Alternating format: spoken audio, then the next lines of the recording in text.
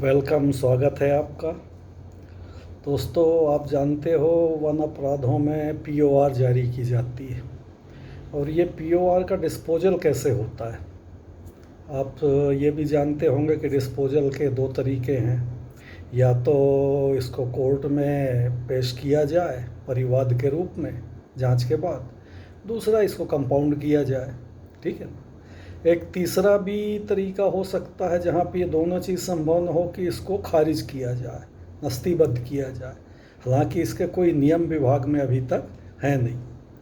तो चलिए थोड़ा सा इसी पे विचार करते हैं।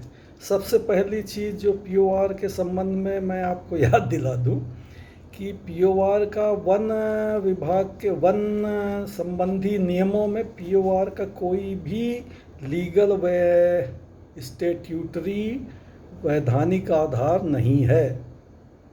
आप किसी भी वन संबंधी एक्ट को या एक्ट के अंतर्गत बनाए गए नियमों को उठा के देख लीजिए, कहीं आप नहीं पाएंगे कि किसी में पीओआर शब्द का जिक्र हो।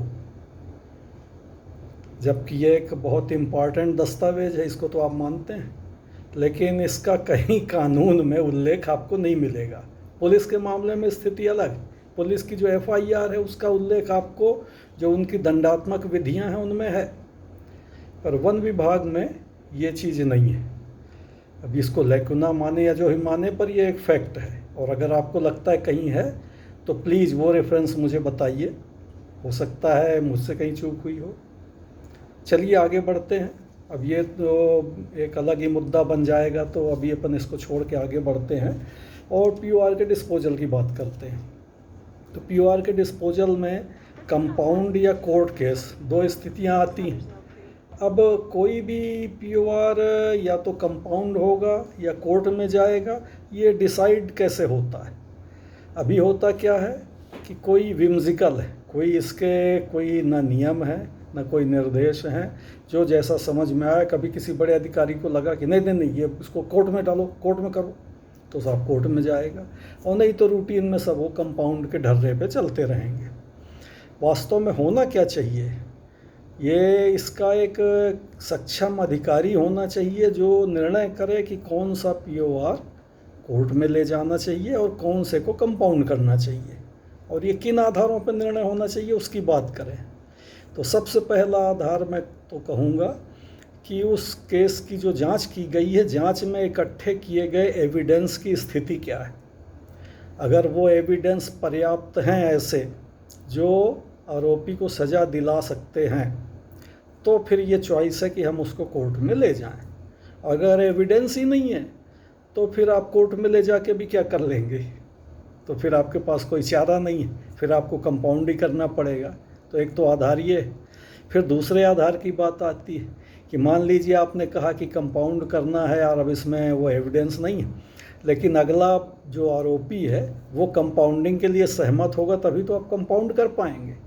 कंपाउंडिंग की एक ऐसा है कि दो पार्टियों के बीच का राजीनामा है। इसको कई लोग ये समझते हैं कि हमने कंपाउंड किया माने वो भी सज़ा दे दी। आप कंपाउंड करते हैं तो आप कोई सज़ा नहीं देते, आप और आरोपी दोनों आपस में राजीनामा कर लेते हैं। आरोपी कहता है कि ठीक है साहब, अब वो सही गलत जो भी हुआ उसके एवज में आप जो कहोगे वो मैं जुर्माना दे देता हूँ, और आप कह देते हो कि भैया तू इतना जुर्माना दे दे तो तूने जो अपराध किया या नहीं किया, हम उस पर तेरे को आगे कुछ करेंगे नहीं। ये है राजीनामा। तो इसमें अगर दोनों पार्टी सहमत हो, मतलब पहले तो आप सहमत हो, मतलब विभाग सहमत हो, दूसरा आरोपी सहमत हो, तभी ये राजीनामा का प्रोसेस हो सकता है। तो इसमें विभाग की तरफ से अब कौन अधिकारी सहमति देगा, ये भी बहुत क्लियर होना चाहिए। ठीक है ना। फिर अपन एक और पॉइंट पे यहाँ पे ध्यान दें कि जो गंभीर किस्म के अपराध हैं उनकी कंपाउंडिंग नहीं होना चाहिए। इसके संबंध में कुछ निर्देश भी समय समय पर जारी हुए हैं कि शिकार प्रकरण या बड़े गंभीर मामले जो हैं, जो बड़ी अवैध कटाई के मामले हैं, या इस तरह के कोई ज़्यादा सीरियस नेचर के हैं जहाँ बहुत बड़ी वो इन्वॉल्व है प्रॉपर्टी, या अतिक्रमण के मामले हैं, तो अतिक्रमण के मामले तो कंपाउंड किए नहीं जा सकते, बशर्ते कि वो छोड़ ना दे, कहना चाहिए।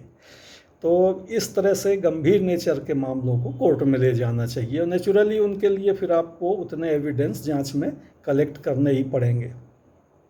एक चीज़ और मैं यहाँ कहूँगा कि भले गंभीर अपराध नहीं है, छोटे अपराध हैं, लेकिन अगर कोई अब किसी का नेचर ऐसा है या वो अपराधी ऐसा है जो बार बार वही अपराध करता है, बार बार से अपन उदाहरण लें, मान लीजिए वो रोज़ एक पेड़ काट के एक उसका ढूंढ एक लट्ठा उसका निकाल के रोज़ अपना साइकिल में या कंधे में ले जाके बेच आता है, हर 2-4 दिन में बेच आता है।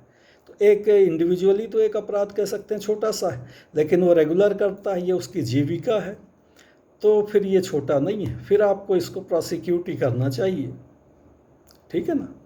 और ये इस तरह के बहुत सारे अपराध हो सकते हैं जो रिपीटिटिव नेचर के हैं, जो बार बार दोहराए जाते हैं, उनको बंद करना है तो उनका कंपाउंडिंग समाधान नहीं है, उनके लिए फिर उनकी प्रॉपर जांच करके कोर्ट में ही उनको ले जाना चाहिए, ठीक है।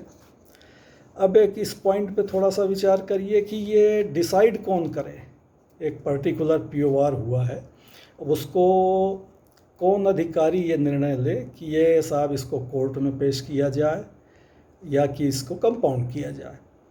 ऊपर सारे पॉइंट्स को, आधार को, तथ्यों को ध्यान में रखते हुए कोई एक अथॉरिटी तो होनी चाहिए। तो मैं समझता हूँ कि ये अधिकार एक्सप्लिसिट रूप में, लिखित रूप में रेंज अफसर को दिया जाना चाहिए कि वो तय करे सारी परिस्थितियों देख के, और ऑन रिकॉर्ड वो अपने कारण भी लिख सकता है कि इस कारण से मैं इस केस को कंपाउंड करने के निर्देश देता हूँ या इसको अदालत में पेश करने का निर्देश देता हूँ, ठीक है ना।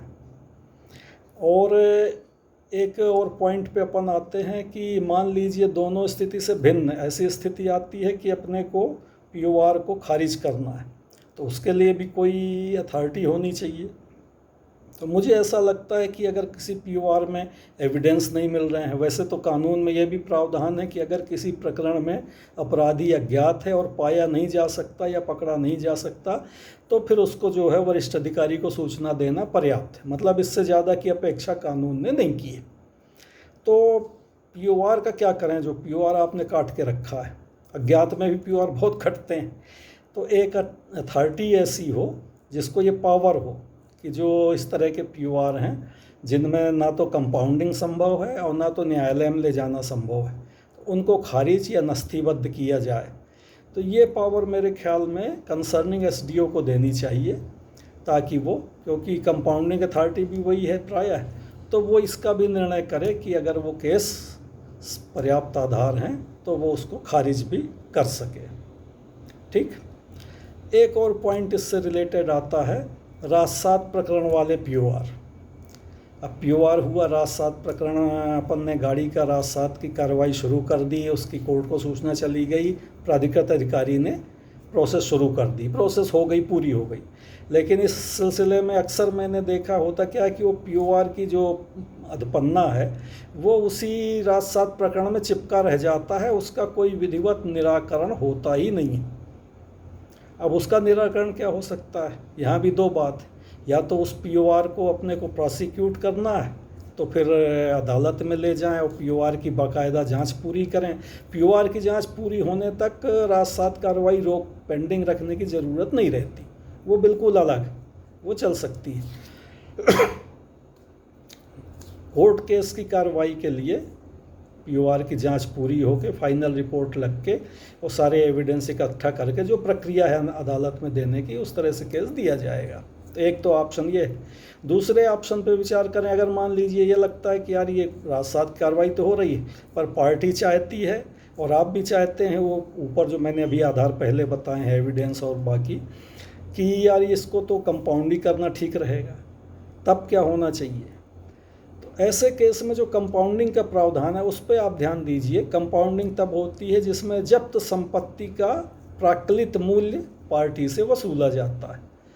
तो अगर ये राजसात की प्रक्रिया हो रही है और इसमें जब्त संपत्ति मतलब जब्त वाहन भी शामिल है, तो जब्त वाहन का प्राक्कलित मूल्य अगर आप वसूल के इस केस को कंपाउंड कर देते हैं, राजसात कार्रवाई समाप्त कर देते हैं, तो भी राजसात करने का पर्पज पूरा हो जाता है, क्योंकि आप संपत्ति राजसात करते, उसके बदले आपने संपत्ति की पूरी कीमत वसूल ली, तो बात तो वही हो गई।